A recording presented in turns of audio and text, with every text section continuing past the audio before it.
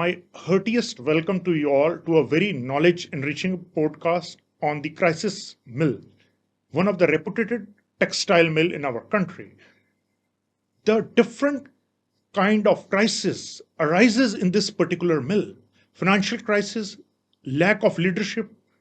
Furthermore, there is nobody to govern or take over the decision. And furthermore, the company has not upgraded with the advancements of technology. I had invited a very eminent professor, Madam Dr. Gurpreet ji. She is presently teaching in the Department of Bachelor of Business Administration. So, without a further ado, I request Madam to please chair the session and give insight on this particular case study. Thank you so much, sir, for this invitation, and it's a kind of opportunity for me to express myself in this particular case study. I did PhD from Guru Nanak Dev University, as you already addressed that, and my PhD is on industrial economics.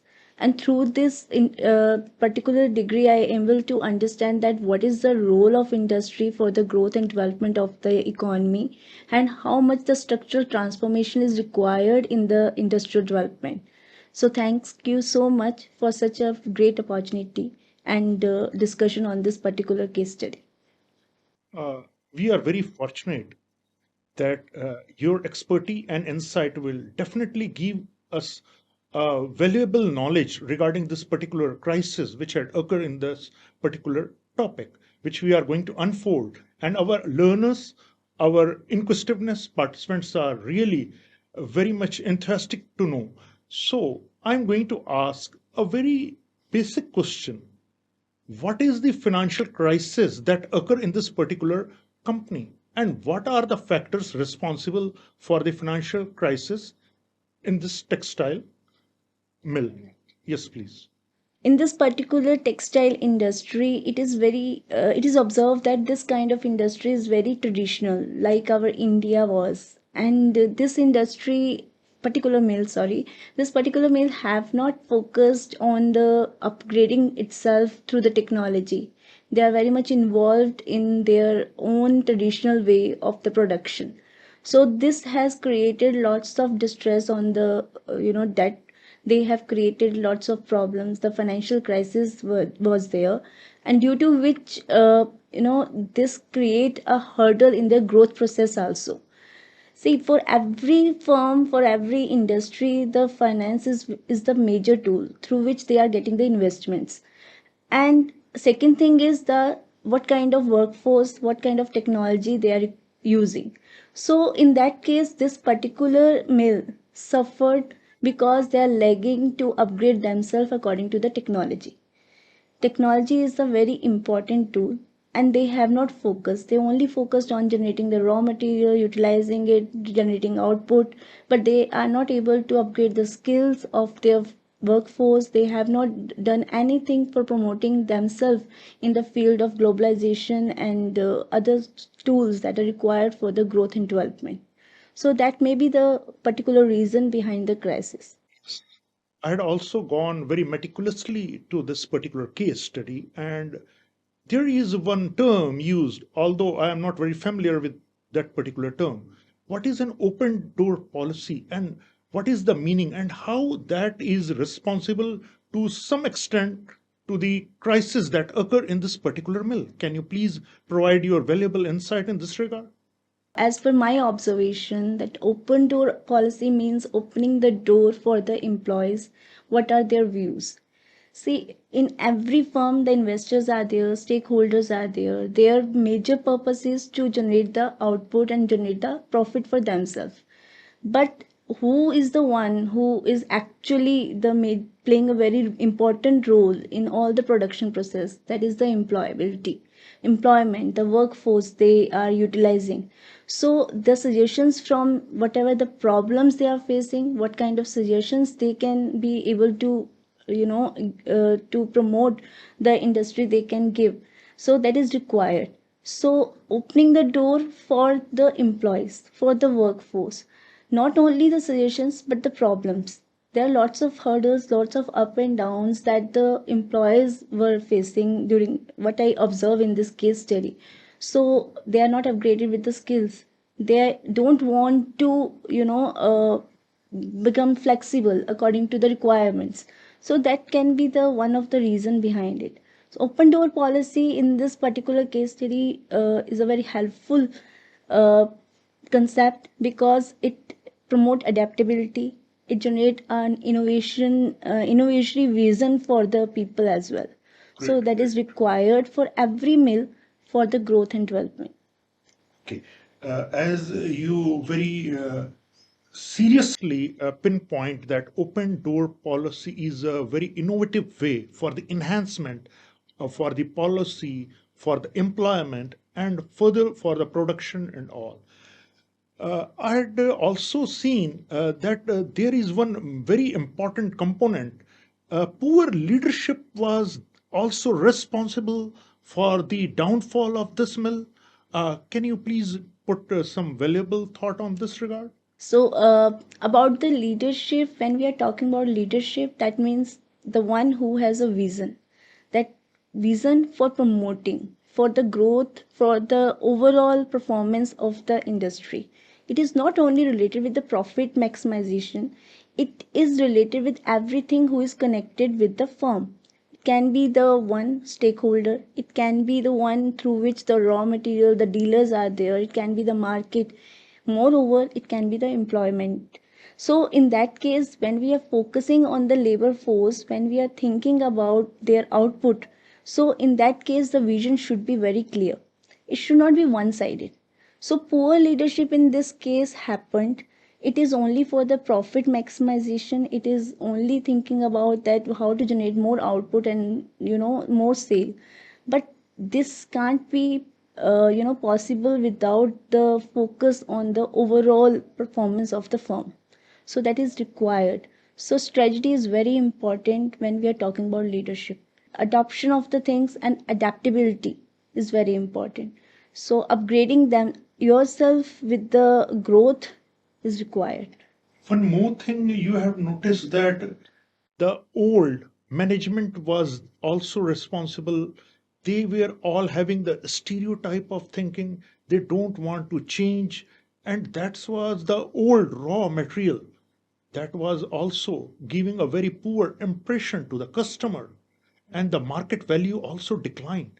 Can you just provide some insight regarding this? Customer centric policy is very important. To whom we are targeting, who will be the one who will, for whom we are producing, that's our customer. So consumer behavior is very important.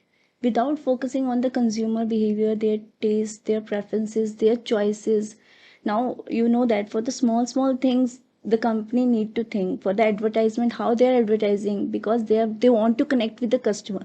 So that is very much important. But when we are focusing on this particular case study, yes, they are only focusing on the old pattern like production, selling in the market, but looks, the taste, the preference was not focused by them. So that is required. So that's why this particular mill has faced lots of crisis in that time. Okay. As your expertise lie in the economic sector and you are the most upright to just provide a valuable insight, just I want to know that how the outsourcing and furthermore the import policy that also lacks somewhere for the crisis that occur in this particular mill. Just provide some key points regarding this, please. Yes, outsourcing, globalization, allowing other firms like mergers, all these things are the requirement of the time. But this particular mill only focus on the particular kind of customers, particular kind of taste. They have not thought, they have not focused on how to do export, how to promote their firms, or expansion policy is not there. So which is required, the government is providing different kind of reforms but they are not able to adapt. That the reason is can be different, their thought, they can be their observations, whatever the thinking process they were having. But the thing is, if the policies are there, if the government is helping, if the government is providing different kind of incentives, and there is the, there is no closed economy, right? So in that case, it is required that to open the door for other one else. Mergers now, mergers is also can be one of the tool for the performance of the firm. It can be create some downfall, but it can be helpful in the, in promoting the status as well. So outsourcing is very important tool for, expansion, for generating the foreign exchange, for promoting the firm at the international level. So globalization is not the word only. Globalization means connecting with the global. So that is very important for every firm. Think that globalization is a very umbrella term, Umbrella term in what sense? that it has got a very wider perspective. Yes. As we are going towards the this in the single roof, for just I'm going to give you example that if you go to any shopping mall, all the international brands are in one roof.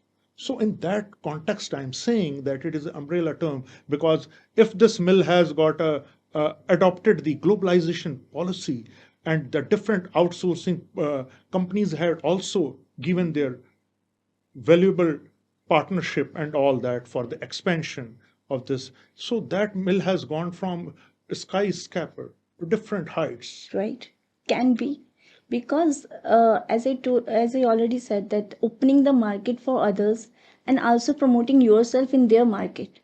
So what it will give, it will give more expansion, the income will generate, the profit will generate, and moreover the technology, we can upgrade ourselves with the technology. We are in the era where industry 2.0 is not working, we are in industry 5.0, we are talking about artificial machine learning. All these concepts are coming from where? From the global, right? From the globe we are getting it. If one country is growing, other is adapting. So in that case, if we are talking about the product, like you have given the example of mall, so similarly, if their product is with us, our product can be with them, so that can generate the more profit for the firm. So taking the globalization in a positive way, yes, it has a very positive impact on the overall performance, profitability of the firm.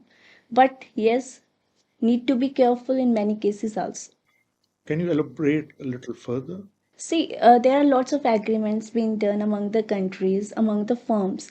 That is need to be, on what basis they are doing agreements. It can be based on the quota, it can be based on the tariff. That is the government policy.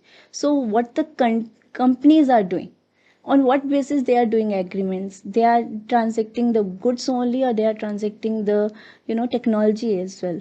So that will be very helpful. If we are invest, it's a kind of investment. If we are investing somewhere, we have to be very much, risk is always there. So in that case, the in order to be in that position to cover the risk, bear the risk, the investment policies should be very clear. It should be according to the requirement of the firm. It should not be like that in a way the agreement's been done. Not like that. In this particular case, I had also find out that there were some misleading of funds. Yes, the funds been utilized for the raw material that was not required. The funds been utilized for the firm itself, which is not given to the, workforce as a form of salary, but they were used for some other purpose which is not required.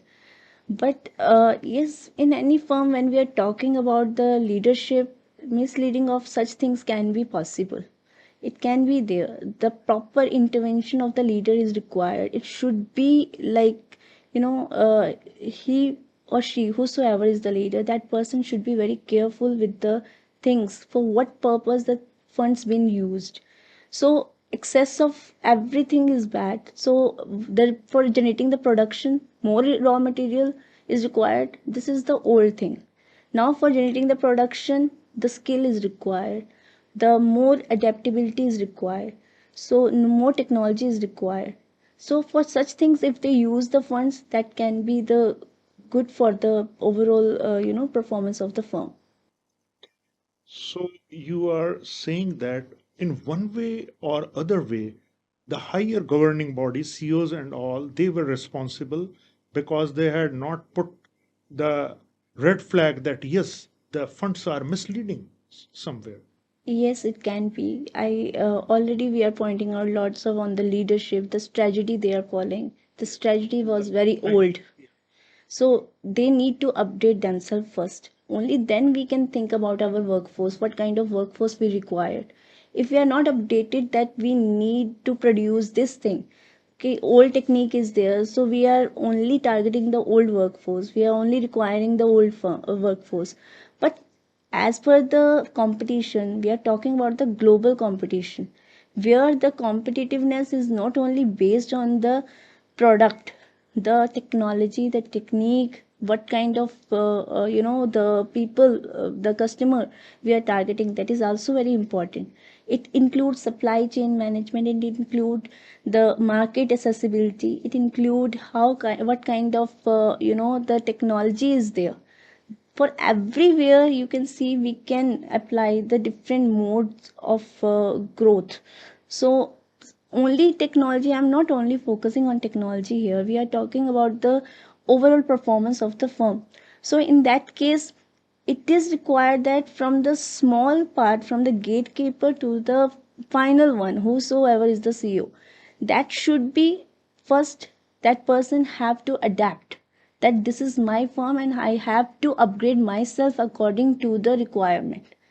So in that may be the reason behind of this crisis also. So you had highlighted that the advancement of technology and with the pace of time, the crisis in the mill that is that occurred.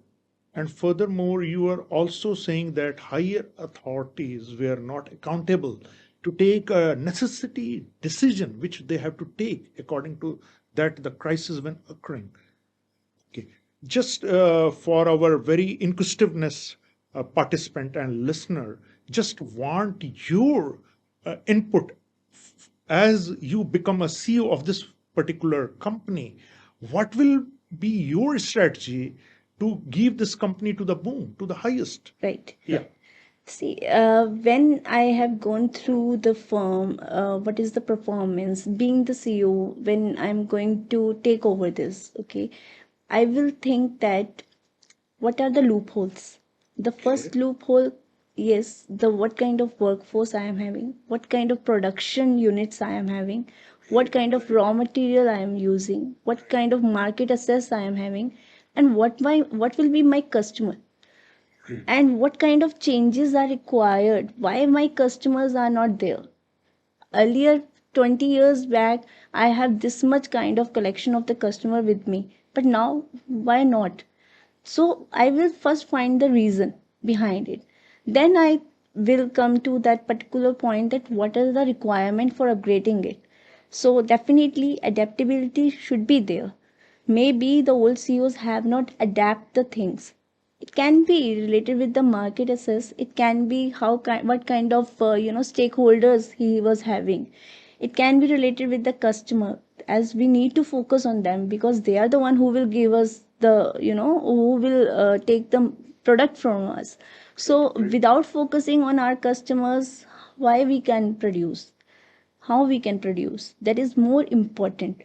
And what kind of market we are assessing, like it is the market where we have only that kind of customers, or we want to expand ourselves as well. So first thinking about the small, then we can expand. The globalization comes after, first the nationalization is required.